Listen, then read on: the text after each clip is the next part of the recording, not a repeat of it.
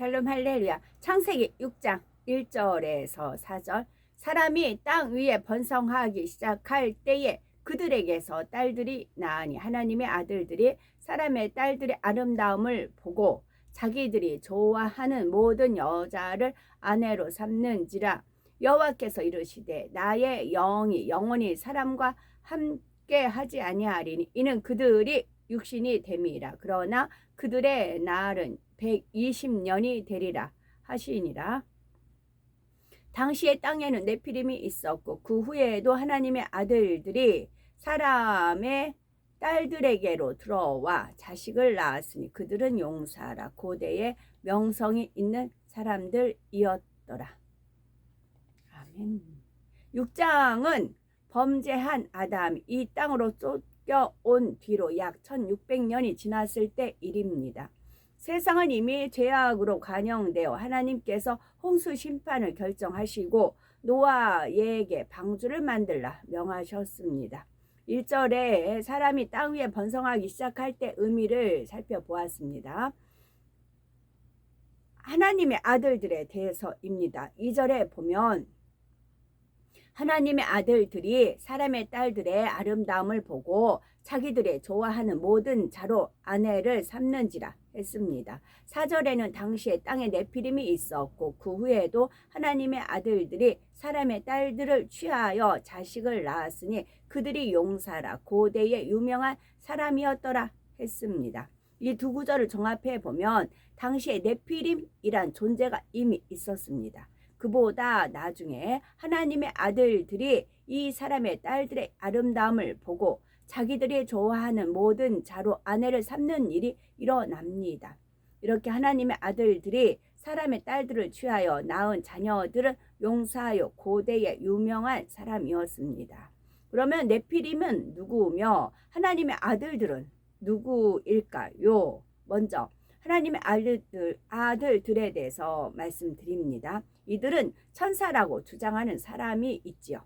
그러나 히브리서 1장 5절 말씀을 보면 그렇지 않음을 알 수 있지요. 하나님께서 어느 때에 천사 중 누구에게 네가 내 아들이라 오늘날 내가 너를 낳았다 하였으며 또다시 나는 그에게 아버지가 되고 그는 내게 아들이 되리라 하셨느뇨 했습니다.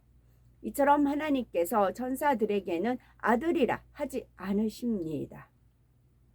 또한 마태복음 22장 30절 보면 예수님께서 부활 때에는 장가도 아니가고 시집도 아니가고 하늘에 있는 천사들과 같으니라 말씀하셨지요. 이를 통해 천사들은 사람처럼 장가를 가거나 시집을 가지 않음을 분명히 알 수가 있습니다. 따라서 본문에 나오는 하나님의 아들들은 결코 천사가 아니지요.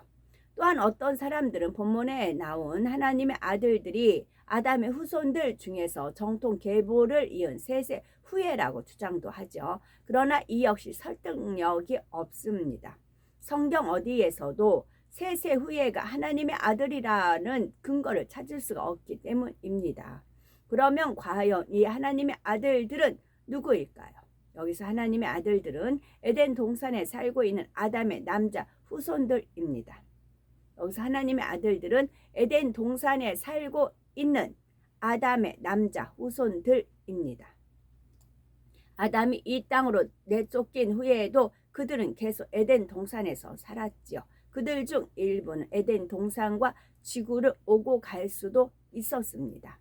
아담이 범죄하기 전에는 에덴 동산이 있는 둘째 하늘과 지구가 속한 첫째 하늘을 다스렸습니다.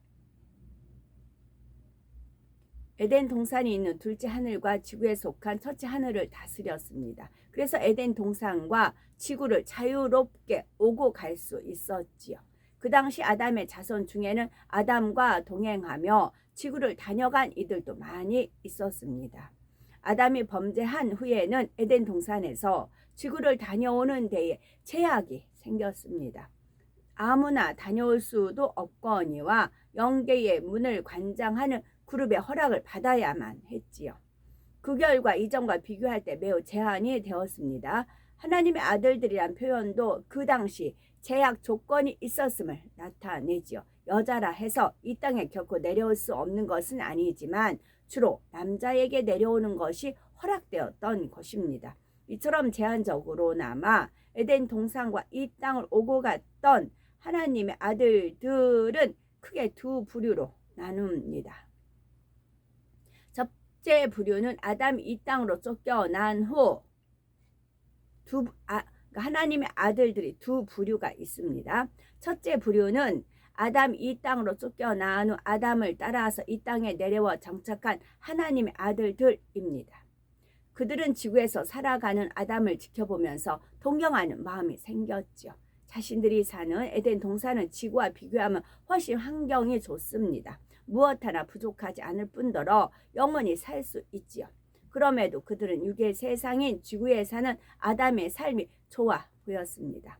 오늘날도 자신이 더 중요하게 여기는 삶의 가치를 따라서 도시를 떠나 전원 생활을 선택하듯이 첫째 부류의 하나님의 아들들이 중요하게 여긴 부분은 바로 사랑하는 아담과 하와와 함께 살고 싶다는 점이었습니다. 특히 아담과 하와가 직접 낳은 자녀들은 더욱 이 마음이 강했지요. 그래서 에덴 동산을 뒤로하고 이 땅에 내려와 정착하는 편을 스스로 택한 것입니다. 그들은 이 땅에 내려오면 영원히 살지 못한다는 생각을 하지 못했습니다. 에덴 동산에서처럼 계속 같이 살 줄로 알고 이 땅의 삶을 선택한 것입니다. 그런데 이런 사람의 수가 그리 많지 않았죠. 그들은 이 땅에 정착한 후 에덴 동산에서와 같이 하나님께서 정해 주실 질서를 쫓아 사람의 딸들과 결혼하고 자녀를 낳았습니다. 그 자녀들이 바로 네피림입니다. 둘째 부류는 사람의 딸들의 아름다움을 보고 자기들이 좋아하는 모든 자로 아내를 삼는 이들이라는 거죠. 그리고 이들에게서 태어난 자들이 고대의 유명한 용사들이었죠. 에덴 동산의 남자들이 이 땅의 여인들을 취하게 된 과정을 좀 더 상세히 말씀드립니다. 아담이 이 땅으로 쫓겨난 후 지구의 상황을 궁금해하면서 알고 싶어하는 이들이 있었습니다. 자신들의 조상인 아담이 어떻게 살아가는지 보고 싶었죠.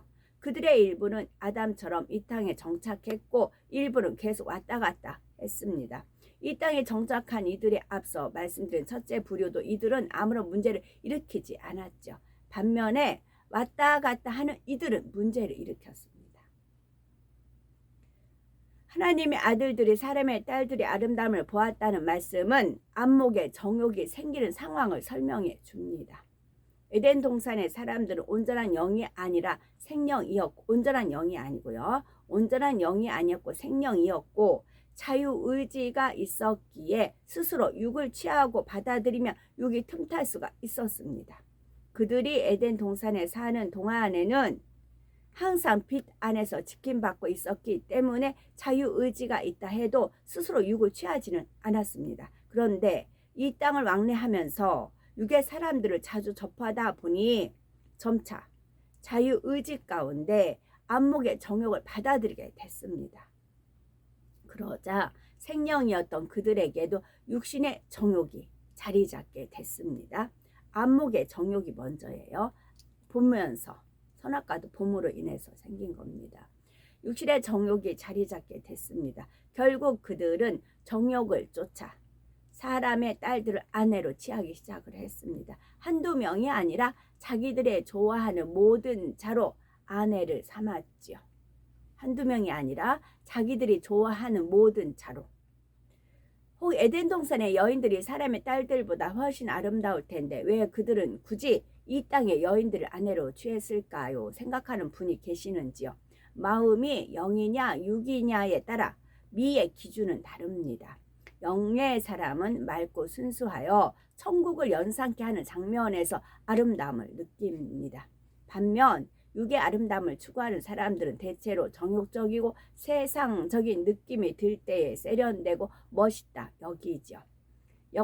예컨대 여인들이 화장할 때에도 어떤 사람들은 어두운 색조로 하는 것을 예쁘게 여겨서 칙칙한 색조를 눈이나 입술에 진하게 바릅니다. 이처럼 육과 영의 미에 대한 기준이 다릅니다. 본문에 나온 하나님의 아들들도 육에 물들기 전에는 에덴 동산의 여인들을 당연히 더 아름답게 여겼죠. 에덴 동산의 여인들은 하나님께서 지어주신 아름다움을 처음 그대로 유지하고 있었기 때문입니다. 반면 이 땅의 여인들은 세상적이고 정욕적인 모습으로 변했고 옷이나 장식도 육적으로 화려했습니다. 하나님의 아들들은 처음 이 땅의 여인들을 보고 이질감을 느꼈습니다. 그런데 자신들이 육에 물들자 이 땅에 사는 육적인 여인들이 아름다워 보이기 시작했지요. 결국 정욕을 쫓아 자기들의 좋아하는 모든 자를 아내로 삼기에 이르렀습니다. 이런 행동은 영의 질서와 육의 질서를 모두 어지럽힘으로 인해서 많은 혼란을 가져왔습니다. 혼자예요. 혼란. 이들은 이 땅의 여인들을 취하면서도 에덴 동산을 오고 갔습니다. 육에 물든 상태의 존재들이 영의 세계인 에덴 동산에 머문다는 자체가 영의 질서를 어지럽히는 것입니다. 이와 함께 이들은 육의 질서도 어지럽히는 역할을 했습니다. 이들의 문란한 행동은 금세 이 땅의 사람들에게도 전염이 됐지요. 이 땅의 사람들이 볼 때 에덴 동산에서 내려온 이들은 거의 신과 같았습니다. 그들은 외모도 준수했고 지식이나 지혜 면에서도 이 땅의 사람들보다 훨씬 뛰어났기 때문입니다. 그런 그들이 이 땅에 내려와서 자신들이 원하는 대로 여인을 취하자 이 땅의 사람들도 쉽게 쫓았던 것입니다. 결과적으로 이 땅에는 정욕을 쫓아 행하는 일들이 급속히 퍼졌습니다. 혹 하나님께서 에덴 동산과 이 땅의 통로를 철저히 봉쇄해 버리셨으면 이런 일이 아예 일어나지 않았을 텐데 왜 막지 않으셨을까요? 라고 의문을 품을 수가 있겠죠. 우리 하나님께서는 인간 경작의 과정을 사람들의 자유의지에 맡기셨습니다. 하나님은 임의로 개입하시고 강제로 조종하시는 분이 아닙니다. 영계의 문을 제한적으로나마 열어두신 것도 아담과 그의 후손들 위해서였습니다. 이는 에덴 동산을 그리워할 아담을 위한 또한 시조인 아담을 보고 싶어할 에덴 동산의 후손들을 위한 하나님의 배려였던 것입니다. 잠깐 이해를 돕기 위해서 개인적인 제 사생활적인 말씀을 드릴게요. 제가 누차 몇 번 말씀을 드려서 헤브라님 어떤 그런 걸 인해서 이제 엄마 다시 안 봐야죠. 딸 그때부터 안 봤다고 했어요. 지금까지 안 봤다고 했어요. 그럼 이제 남동생은 있어요. 남동생은 오고 가요. 이제 전화번호도 있고. 그러면 당연히 제가 아들한테 물어볼 수 있죠. 누나 전화번호 좀 달라. 이제 제가 할 수가 있겠죠. 그러면 아들도 난처해요. 상황을 아니까. 엄마라는 그런 모녀 관계를 가지려면 아들이 난처해요. 설사 엄마 성화에 못 읽어서 알려준다면 그 딸아이는 남동생하고 또 사이가 안 좋을 것이고 그게 그렇게 되죠. 나 하나만 참으면 나만 이제 하나님이 주신 그런 비전은 있으니까 그것도 말씀드릴게요. 비전은 있으니까 믿고 왜 이제 하늘에 늘 이렇게 나가면 이렇게 구름이라든가 뭐 무지개라든가 하나님이 함께 하시는 거 그걸 향해서 달려왔으니까 지금은 제가 카톡에 올릴 정도 시간이 흐른 거잖아요. 믿음이 이제 성숙해진 것이고 영의 사람, 온영의 사람이 많이들 오신 것이고 그래서 그렇게 된다고요. 자유의지에 맡긴다고요. 자유의지 속에서 단지 이제 뭐 7월 16일 생일이었잖아요. 이제 뭐 요 올해는 그런 말도 안 했네요. 그런 것조차 저는 훈련을 받는다고요. 자유의지 가운데 알아서 연결해주면 좋은데 그렇지 않으면 그들 그냥 정상은 아니죠. 제가 하는 행동은 일반적인 정상은 아니에요. 그런데도 이렇게 참을 수 있는 그런 인내력도 하나님께서 허락을 해주셔서 참는다는 말씀이고요. 왜 이제 비전이냐면 그때도 3만민 M교회 다닐 때였습니다. 꿈을 꿨는데 영어였어요. 그때 이제 지금 몰라요. 영어에 불로 뭐 글씨가 다다닥 썼어요. 그래서 영어라 얼른 이제 기억이 나서 사전을 찾아봤어요. 하나가 발레였어요. 발레인을 나타내는 그런 뜻이었어요. 그러니까 딸 아이는 발레인이었고 아들은 이제 뭐 말타는 뭐 그런 거였고 니꼬로 뭐가 이렇게 되어 있고 그랬어요. 그 얘기를 해줬어요. 너가 이제 이거 발레인 그랬더니 애가 막 쭉 우는 겁니다. 막 울어요. 근데 이 아이는 키도 조그맣고 통통하고 이제 보통 그래요. 키도 150이나 약간 이제 어릴 때 그 아팠던 그런 게 있어서 성장을 못했거든요. 성장을 못하는 억제하는 약을 먹여야만 되는 그런 상황이 있었습니다. 병을 치료하느냐 키를 많이 그런 갈등이 있었습니다. 그래서 이제 성장 억제하는 약을 먹일 수밖에 없는 그런 아픔이 있어서 아이가 크지를 못했어요. 그랬는데 그말 애가 울더라고요. 그래서 이 아이는 천국에 가면 발레를 합니다.